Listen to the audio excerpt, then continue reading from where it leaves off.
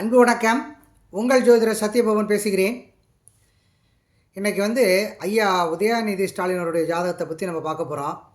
ஒரு வருடத்துக்கு முன்னாடியே விஜய் சாருடைய ஜாதகமும் உதயநிதி ஸ்டாலின் ஐயாவுடைய ஜாதகத்தையும் நான் போட்டிருந்தேன். போடும் பொழுது வருங்காலத்தில் கண்டிப்பாக விஜய் சார் அவர்கள் அரசியலுக்கு வருவார் என்று பேசியிருந்தேன். அதேமாரி அவர் வந்துட்டார். எல்லாம் கமெண்ட்டில் தெரிவிச்சிருக்காங்க. நேரடியாகவும் தொலைபேசி மூலியமாக நீங்கள் சொன்னது மாரி அவர் அரசியலுக்கு வந்துட்டார் ஐயா அப்படின்னு சொல்லியிருந்தாங்க. அதே நேரத்தில் உதயநிதி ஸ்டாலின் அவர்கள் வருங்காலத்தில் முதல்வர் ஆவாரா அப்படின்னு சொல்லி நிறைய பேர் டெலிஃபோன்லேயும் கமெண்ட்லேயும் தெரிவிச்சிருக்கீங்க. அதன் அடிப்படையில் இந்த உதயநிதி ஸ்டாலின் ஐயா அவருடைய ஜாதகத்தை நான் இப்போ போடுறேன். பொதுவாக இப்போ உதயநிதி ஸ்டாலின் ஐயா அவர் துணை முதல்வராக ஆகிட்டார். பொதுவாக அவருடைய ஜாதகத்தில் சந்திரன் உச்சமாக இருக்குங்க. 5ஆம் இடம் 1ஆம் இடம் 1ஆம் இடம் 5ஆம் இடம் 9ஆம் இடம் சோத்துமாக இருந்துச்சுன்னா அந்த ஜாதகம் வலுவான ஜாதகம்னு சொல்லுவாங்க. அதே நேரத்தில் அதிர்ஷ்டமான ஜாதகம்னு சொல்லுவாங்க. அந்த அடிப்படையிலே உதயநிதி ஸ்டாலின் அவருடைய ஜாதகம் 5ஆம் இடத்துல குரு பகவானும் 9ஆம் இடத்துல 2 சுக்கிர பகவானும் 2 சுபகிரகங்கள் அமர்ந்திருப்பார். 11ஆம் இடத்துல புதன் பகவான் அமர்ந்திருப்பார். சந்திரன் அவருக்கு உச்சமாக இருப்பார். சந்திரன் உச்சமாக இருந்து சூரியன் திக்பலத்திலையும் செவ்வாய் நீச்சமானாலும் நீச பெற்ற ராசிநாதன் ஆட்சி உச்சம் பெறவே நீசபங்க ராஜயோகம்னு சொல்லுவாங்க. அதனால் நீசமான செவ்வாய் அவருக்கு வீடு கொடுத்த சந்திரன் உச்சமாக இருக்கனால நீசமடைந்த ராசிநாதன் நீசப்பெற்ற ராசிநாதன் ஆட்சி உச்சம் அடையும் பொழுது நீசபங்க ராஜயோகத்தை அடைவார் அப்படின்னு ஒரு ஜாதகத்தில் ஒரு முக்கியமான ஒரு வரி இருக்குது.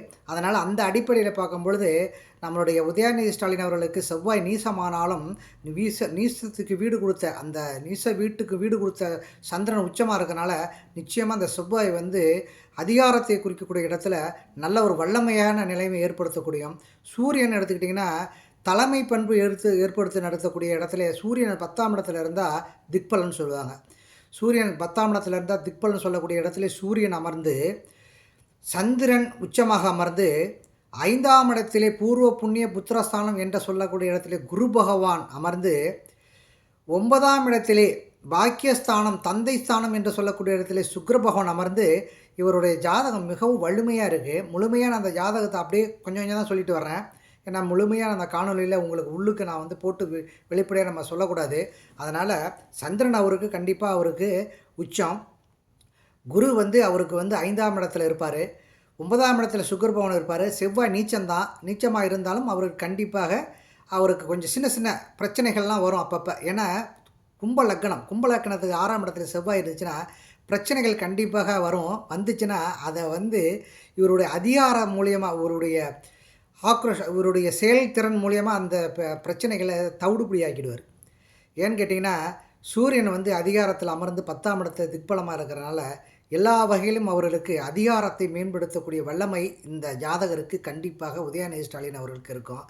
பொதுவாக வரப்போகிற காலத்திலே அவர்களுக்கு சின்ன அந்த குடும்பம் கேது 2ஆம் இடத்துல அமர்ந்து இருக்கிறனால சின்ன சின்ன பிரச்சனைகள்லாம் வரும். இருந்தாலும் அந்த பிரச்சனைகள்லாம் கட்டாயிடும்.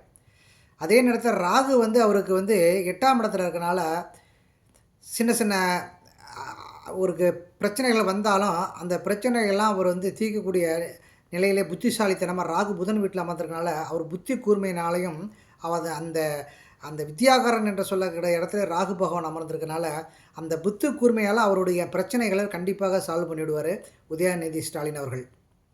பொதுவாக அந்த உதயநிதி ஸ்டாலின் அவர்களுக்கு லக்னம் கும்ப லக்னத்தை சனி பகவான் பார்ப்பார்.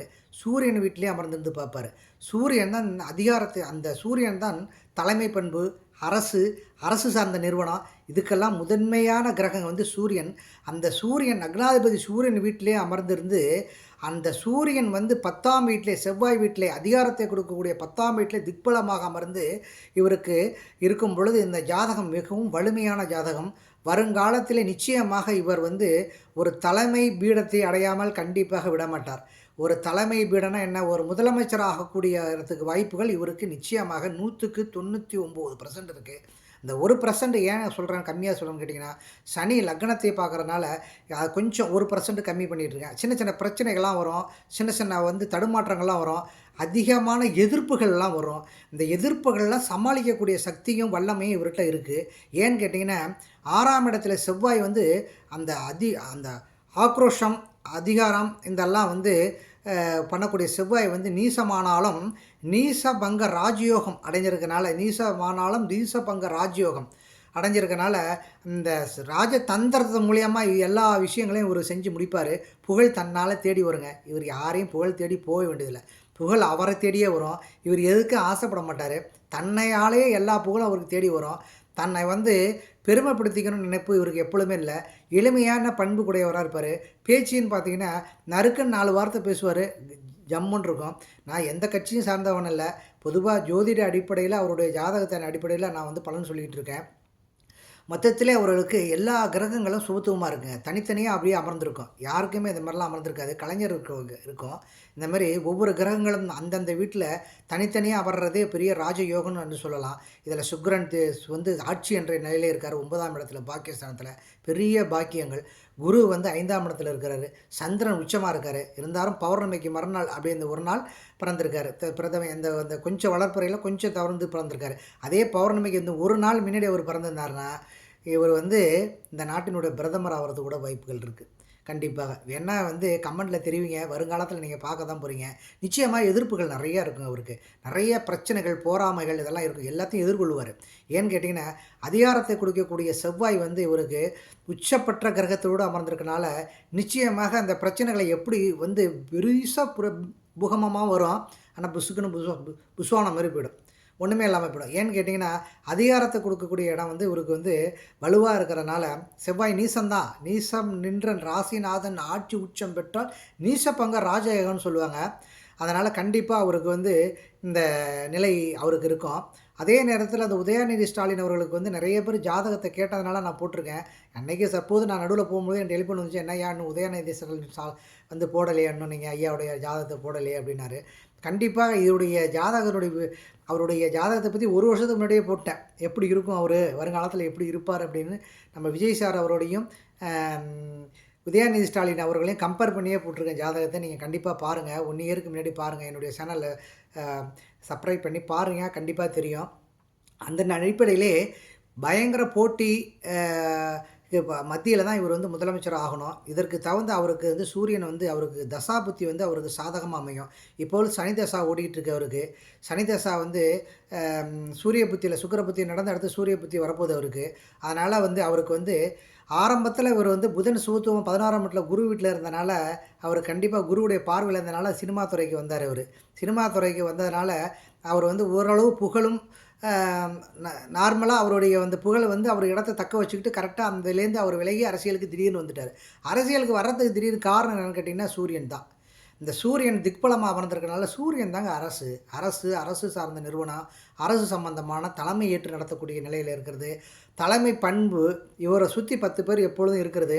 இதெல்லாம் இந்த சூரியன் வந்து வலுவா இருந்துச்சு சொன்னா, கண்டிப்பா அது நிச்சயமா அவங்களுக்கு இருக்கும். அந்த அடிப்படையில 10ஆம் இடத்துல தான் சூரியன் திக்பலம் ஆவாரு. அதுவும் செவ்வாய் வீட்டிலே, அதிகாரத்த பண்ணக்கூடிய இடத்திலே செவ்வாய் வீட்டிலே சூரியன் வந்து திக்பலமா இருக்கிறனால, அந்த திக்பலம் இருக்கிறனால அந்த அந்த அதிகாரம் பண்ணக்கூடிய இடத்துல திக்பலமா இருந்து பொறுப்புணர்ச்சியோட செய்யக்கூடிய நிலையிலே இவர் கண்டிப்பாக இருப்பார்.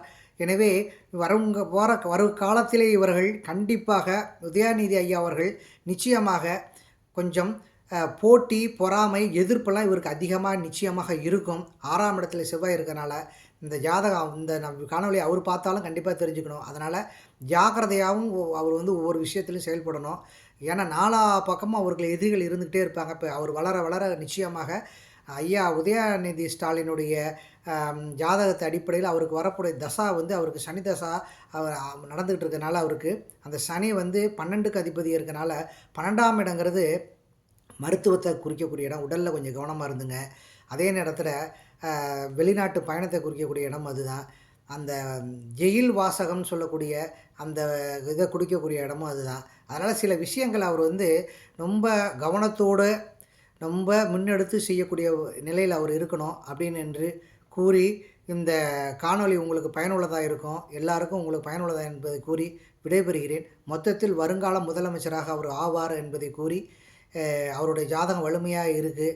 அதற்கு பிறகு இதை விட வலிமையான ஜாதகம் ஏதாச்சும் வந்துச்சுன்னா நிச்சயமா போடுறேன். இதற்கு பிறகு இவருடைய ஜாதகத்துக்கு ஈடாக நம்முடைய விஜய் சார் அவர்களுடைய ஜாதகம் தான் இருக்கு. இருந்தாலும் விஜய் சாரோட அவர்களுக்கு ஒரு கொஞ்சம் 2 பேரை பார்க்கும் பொழுது ஒரு படி நம்மளுடைய உதயநிதி ஸ்டாலின் அவருடைய ஜாதகம் கொஞ்சம் மேலே இருக்குது. இருந்தாலும் வருங்காலத்தில் இந்த பிரபஞ்சம் என்ன செய்யுது என்று பொறுத்திருந்து பார்ப்போம். எல்லோரும் நன்றாக இருப்பீர்கள். இது கட்சி சார்பாவோ நான் பேசலை. பொதுவான அடிப்படையில் ஜாதகம் தான் நமக்கு யார் ஜாதகம் கொடுத்தாலும் நம்ம பார்க்கக்கூடிய நிலையில் தான் நம்ம இருப்போம். அதனால் உண்மையான கருத்துக்களை வெளிப்படையாக சொல்கிறது தான் எங்களுடைய நோக்கம். எனவே இந்த காணொலியை எல்லாரும் பார்த்து சப்ஸ்கிரைப் பண்ணுங்கள், லைக் பண்ணுங்கள். உங்களுக்கு கிடைத்த பலன் மற்ற எல்லோருக்கும் கிடைக்கட்டும். எல்லோரும் நன்றாக இருப்பீர்கள். வாழ்க வளமுடன், வாழ்க வளமுடன்.